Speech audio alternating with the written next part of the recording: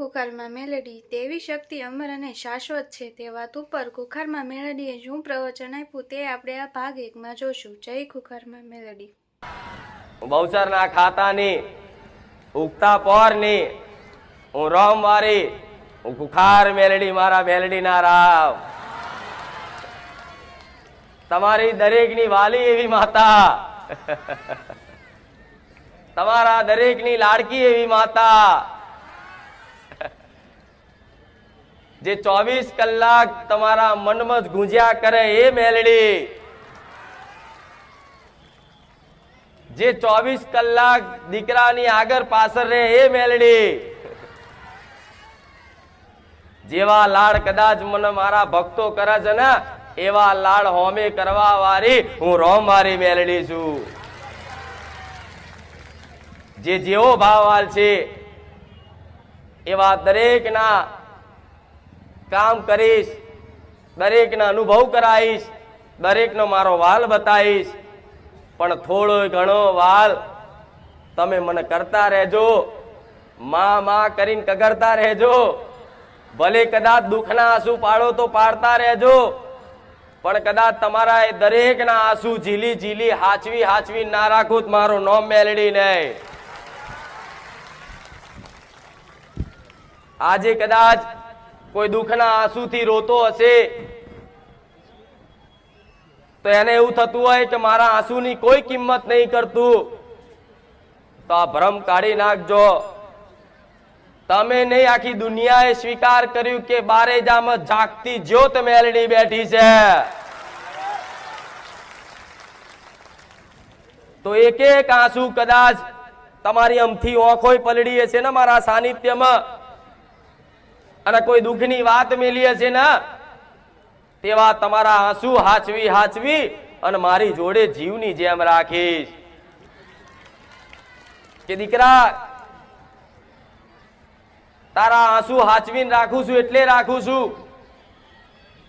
ભલે કદાચ તે મને માતાને ખૂબ લાડ કર્યા, ખૂબ મારી ભક્તિ કરી, પણ કોઈ કારણોસર મારો ભગવાન તમારું દુઃખ એકદમ જલ્દી મટાડવા દેતો નહીં.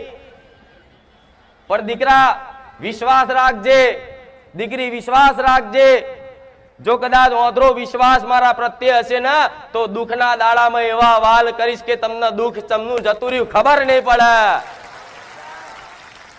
અને જ્યારે કદાચ મારા જેવી મેલડી એ આંસુનો હિસાબ આલવા બેહે ને એટલે તમે વાપરીને થાકી જાઓ અને હું મેલડી હાલતા ના થાકું. તમે ખાઈને ધરાઈ જાઓ ને હું ખવડાવતા ના થાકું. પણ આ સમયગાળો દરેકના જીવનમાં આવે અને જેની જેટલી આસ્થા વધારે છે ને એને જલ્દી દુઃખ નહીં મટા. આવું મેલડી બોલું છું.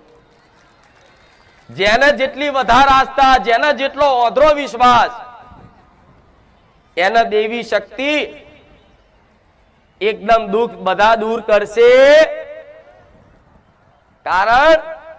કારણ એક જ કે તમે મારી જોડે માગવા આવ્યા છો આટલું અને મારા મેલડી નાલવું છે આટલું.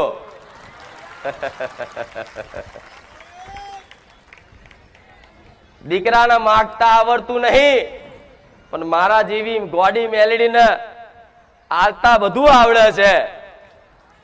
તમે માગો આટલું, મનુષ્યની તાકાત ઓકાત શું આટલું જ ને, પણ મારા જેવી માતા તો એનો ભાવ જોઈ, એની ભક્તિ જોઈ અને આટલું આલવા ઈચ્છતી હોય કે જો દીકરો કદાચ મારી પર વિશ્વાસ આવ્યો છે અને આ વિશ્વાસ કદાચ મારી ધીરજની ડોર પકડી, મારી ચૂંદડીનો છેડો ઝાલી અને થોડો વિશ્વાસ ટકાઈ રાખે અને થોડો ઘણો સમય દુઃખમય તે કદાચ કાઢી અને મને મેલડીને યાદ કરીને પોકારીને યાદ કરતો રહે ને તો હું મેલડી માતા એવું બોલું છું.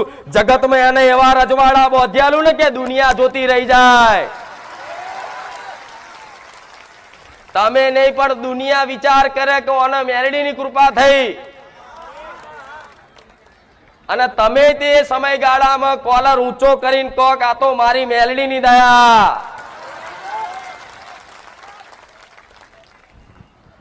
તમારા દરેકના સપના છે, તમારા દરેકના દુઃખ એવા છે, મને બધી જ ખબર હોય, મને ખબર હોય છે તો તમારી ઘરની માતાને ખબર છે. પણ દીકરો એક જ જગ્યાએ જો વિશ્વાસ ટકાઈને ઓધરો વિશ્વાસ રાખીને બેહી રહે ને તો આજે ને કાલે કોઈ પણ દેવી શક્તિ હોય એની હોમું નજર મારે ને. પણ આજે બારેજા ધામનો એડો લાગ્યો છે, સોલંકી પેઢીની માતાનો એડો લાગ્યો છે, રોમબારી મેલડીનો એડો લાગ્યો છે. તો આ તમારો ભાવ મારા જેવી માતાને ખૂબ ભાલો લાગે કે ભલે દીકરા દુઃખમાં યાદ કરે છે ને, ભલે તું રોવે છે ને, પણ તારું દુઃખ જોઈ અને મારા માતાના આંસુડા પડે છે. કોને બતાવવા જવું? એનો ભક્ત કદાચ દુઃખના આંસુથી રોતો હોય ને તો કોઈ પણ દેવી શક્તિ એવી નિર્દય નહીં કે એનું દુઃખ જોઈ અને ઊભી રહે, જોયે રાખે. પણ તમારી ઘરની માતાને જેવા તમે આહુડા પાડતા હોય દુઃખના, એવી તમારી માતા હોય ઘેર આહુડા પાડે છે. દીકરાઓ આટલું યાદ રાખજો. તમારી કુળદેવી તે આવા આંસુડા પાડે છે. કેમ કે જો આવા ભક્તો ના હોય ને તો માતાનું અસ્તિત્વ બેકાર છે. આવા મને માતાને મોનનારા ના હોય તો હું માતા શું કરું? હું કોના પરચા પૂરું? કોનો વાલ કરું? આ સૃષ્ટિમાં એક જ મનુષ્ય, એક જ જીવ એવો છે કે જેને બુદ્ધિ, સમજ છે, યોગ્યતા છે. નહીં તો બીજી બધા જાનવરની, જીવ જંતુ, પશુ પક્ષીની યોનિમાં ગણાય છે. પણ ખાલી મનુષ્યને જ ભગવાને બુદ્ધિ આલી છે, જ્ઞાન આલ્યું છે, યોગ્યતા આલી છે અને ભગવાનને ભજન કરવાની શક્તિ આલી છે. તો મારા જેવી માતા નહીં તે આવા માણસોની જરૂર પડે. મારા મેલડીના રામ. એટલે ગરજ ખાલી તમારે એકલા નહીં હોતી, આટલું યાદ રાખજો. ગરજ ખાલી ભક્તો નહીં હોતી, ગરજ તમારી કુળદેવી માતા નહીં છે કે મારા દીકરો એક વખત મારી બાજુ સન્મુખ તો થાય. હું માતા તો રાહ જોઈને બેઠી છું કે દીકરા હારે તારી માતા. અને જો તમારી માતાને ગરજ તમારી ના હોત ને, માતાને એના ભક્તની ગરજ ના હોત ને તો કદાચ મારા સાનિધ્યમ તમારી માતાએ ના મોકલ્યા હોત. આટલો વિશ્વાસ રાખજો. તમારી માતાના દુઃખ તો મટાડું છે. ગોડા દેવી શક્તિ કોને કહેવાય? એક વખત ખાલી કૃપા દ્રષ્ટિ નાખી દે ને એટલે જન્મો જન્મના દુઃખ જતા રહે. એક ખાલી કૃપા દ્રષ્ટિ કાફીશ. પણ તમારો એવો લગાવ, તમારી એવી ભક્તિ એના પ્રત્યે હોવી જેમ તમે સંસારની કોઈ પણ વસ્તુ, વ્યક્તિને કદાચ ચો પ્રેમ કરો છો, ચો મોહ રાખો છો, પૈસાનો, ગાડીનો, વ્યક્તિનો, એવો મોહ, એવો પ્રેમ કદાચ તમારી કુળદેવી દેવી શક્તિ ઉપર થઈ જાય ને તો હું માતા એવું કહીશ કે તમને હજુ એનો અનુભવ નહીં કે દેવી શક્તિ કોને કહેવાય. હજુ તો ખાલી પરચા જોયા છે, વાતો સાંભળી છે. અસલ મારો લાડ અને મારો પ્રેમ તો કોઈ ભાગ્યે જ કોઈ ખાચા દીકરાએ જ અનુભવ કર્યો છે. કે ગોડાઓ દુનિયા ભૂલી જાઓ. તમે વિચાર કરો કે માં હું માગવા આવ્યો તો શું અને ત્યાં આલ્યું શું? પણ દેવી શક્તિ છે એવો વિશ્વાસ કરવો. વિશ્વાસ છે ને? દેવી શક્તિ છે એવો વિશ્વાસ છે ને બધાને? હા, તો દેવી શક્તિ જેમ મને જોઈને ભલે તમને વિશ્વાસ આવતો હોય કે આવા કાળા કળિયુગમાં હજુ માતાઓ મરી જઈ નહીં, જાગતી છે, એવો ભલે મને જોઈને વિશ્વાસ આવતો હોય તો તમારે તમારી કુળદેવી પ્રત્યે એવો વિશ્વાસ રાખવો પડે કે મારી માં જાગતી છે ને છે. ભલે કદાચ તમે એને અનુભવ ના થતો હોય, તમે એનો અવાજ ના સાંભળ્યો હોય, તમે એને જોઈ ના હોય, કોઈ સપને દર્શન ના આલ્યા હોય, પણ તમારા ઘેર તમારા વડવાઓ એક દીવો મેલીને જ્યાં હોય ને એ દીવો જાગતી જ્યોત હોય ને હોય. તો તમારા ખાલી જે માનો અને દીકરાનો, માનો અને ભક્તનો એક નિત્ય સંબંધ હોય. કેવો સંબંધ? આત્મીય સંબંધ. તમારી કુળદેવીનો અને તમારો, મારા જેવી માતાનો અને તમારો એક આત્મીય સંબંધ હોય. આ સંબંધને ખાલી સ્વીકાર કરવાથી, શું? આ સંબંધને ખાલી સ્વીકાર કરવાથી કે આ મારી માતા છે અને હું એનો દીકરો છું, બસ આ ખાલી સંબંધ છે ને સ્વીકાર કરવાથી તમારી માં તમને જો અનુભવ ના કરાવો કે દીકરા હું તારા ઘેર જાગતી જ્યોત ચામુંડ માતા, મહાકાળી માતા, હરસિદ્ધિ માતા બેઠી છું. કોઈ દીકરી તે કદાચ આવો સંબંધ સ્વીકાર કરવો પડે. માણસો તો બધાય કે આ મારી માં છે, પણ એનો સંબંધ સ્વીકાર કરવો પડે. તારે દેવી શક્તિ અનુભવ કરાવે. તો આ જેટલા આવો સંબંધ સ્વીકાર કર્યો કે મારા ઘેર મારી માતા છે, હું મારી માતાનો છું, માતા મારી છે. ભલે રામ. આ જો એક વખત તમે સ્વીકાર કરી લીધું, માતાએ તો સ્વીકાર કર્યા જ છે. તમારી કુળદેવી તો તમને, તમે ગમે તેવા ગોડા, ગેલા, અજ્ઞાની, ડફોર, પાપી, દુષ્ટ જેવા હોય એવા, પણ તમારી કુળદેવીએ તો તમને સ્વીકાર કરેલા છે કે આ મારો દીકરો છે, એટલે આવા કાળા કળિયુગમાં જીવો છો. નહીં તો જાત જાતના રોગ છે ને તમને ચાય ચોળના ભગવાનના ઘેર મોકલી દે. પણ હજુ તે ક્યાંક ની ક્યાંક વાતે તમારું રક્ષણ કરે છે. તમારી કુળદેવી કરે છે કે નહીં?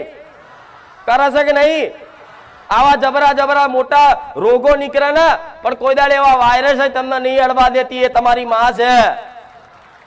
આવા મોટા હાઈવે પર કદાચ સાધન લઈને, બાઇક લઈને, ગાડી લઈને આવો છો ને, તો આટલી જગ્યામાં તમારું રક્ષણ કરે છે. એ તમારી માં છે. ગમે તેવું કદાચ દવાખાનું આવ્યું હોય અને ડોક્ટર જોડે જાઓ અને ઓપરેશન કરવાનું કીધું હોય, પૈસા ના હોય ને, તો કદાચ તમારી માં ગમે તો અહીં પૈસા આલે અને ઓપરેશન તમારું સક્સેસ થઈ જાય. તમારી માં છે. તમારા ઘેર અવસર પ્રસંગ આવ્યો હોય, કોઈ લગ્ન આવ્યું હોય, દીકરાનું કે દીકરીનું કે ભાઈનું કે બહેનનું, તો કદાચ તમારી જોડે પૈસા નહીં હોય અને રાત દાડાની ચિંતા થતી હશે કે 2 મહિના લગ્નના બાકી છે, શું કરીશ. પણ છેલ્લે તમારી માં તમારી આબરૂ રાખી લેશે, ગમે તેના મગજમાં વસી અને તમને પૈસા અપાઈ દે.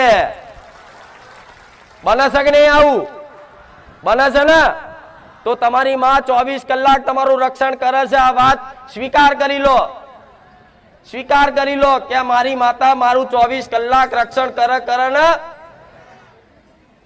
આ ખાલી માતાનો એક સંબંધ સ્વીકાર કરવાથી, સ્વીકાર તો કરી લીધો, બરોબર છે. હવે આજે હોભર્યું કે માં સ્વીકાર કરી લીધો કે અમારી માં છે અને હું એનો દીકરો છું, પણ આ સંબંધને નિભાઈ જાણવો પડે. સંબંધ સ્વીકાર તો કર્યો, પણ સંબંધ નિભાવો. હવે કે માતાજી તો છે ને, જેને પ્રેમ કરતા હોય ને, પ્રેમની પરિભાષા બધાને આવડે છે અને આખો સંસાર પ્રેમનો ભૂખ્યો છે. જાણો છો ને? આખો સંસાર કોનો ભૂખ્યો છે? એક જાનવર હશે, કદાચ કોઈ અબોલા જીવ હશે, કૂતરું હશે, પણ જો એને કદાચ લાડ પ્રેમથી કદાચ બિસ્કિટ નહીં નાખો ને, તો એ કૂતરું બિસ્કિટ ખાવાય નહીં આવે. ચમ? પ્રેમ નહીં. કોઈ પણ જાનવર હોય, બિલાડી હોય કે કૂતરું હોય કે ગાય હોય, પણ એને લાડ હાથ ફેરવો ને, તો એને વાલું લાગે છે કે કોઈ મને પ્રેમ કરવા વાળું મળ્યું, મને વાલ કરવા વાળું મળ્યું. થાય ને આવું? તે રીતે તમારા આ સાંસારિક જીવનમાં જો તમને કોઈ સાચો પ્રેમ કરવા વાળો, તમારા મા બાપ, તમારી પત્ની, તમારા ગમે તે મિત્ર મળે નહીં ને, તો તમારો સંબંધ લોબા ગાડે સુધી હેરતો.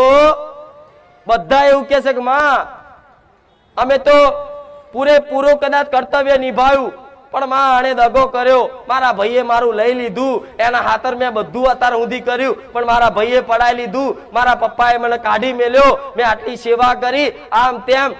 અને છેલ્લે માણસ દુખી થાય કે આ સંસારમાં મારું કોઈ નહીં. થાય ને આવું? ભલે દેખાતા બધાય, ઘર પરિવાર મિત્ર બધાય છે, સગા સંબંધીઓ છે, સમાજ છે, બધું જ છે, પણ છતાંય તમને એકાંતમાં બેહો ને અને રાતે ઊંઘો ને, તારે કદાચ આવો વિચાર આવતો હશે કે હારી મારી વાત સાંભળવા વાળું જગતમાં કોઈ શક નહીં. હું મારા દુઃખની કોને વાત કરું? હું મારા દુઃખની કોને વાત કરું? મારી વેદનાની હું કોને ચર્ચા કરું?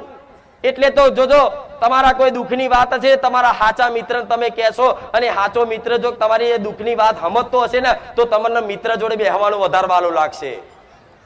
ચમ વાલું લાગશે? કે તમારી વાતનો મજાક નહીં કરે, હોભરે છે. કે એના દુઃખની વાત કરે, તમે એના દુઃખની વાત કરો, તો એકબીજાનું દુઃખ દર્દ એકબીજાને જતાઈ અને થોડી ટાઢક મહેસૂસ કરો છો. પણ છતાંય તે મિત્ર તે તમારું ભલું કરી શકે, મદદ કરે તો થોડો ટાઈમ, 1000, 2000, 5000, 10,000, લાખ રૂપિયા કદાચ ઉછી ના લે, પછી મિત્ર એમ કે ભાઈ હવે મારી જોડ નથી.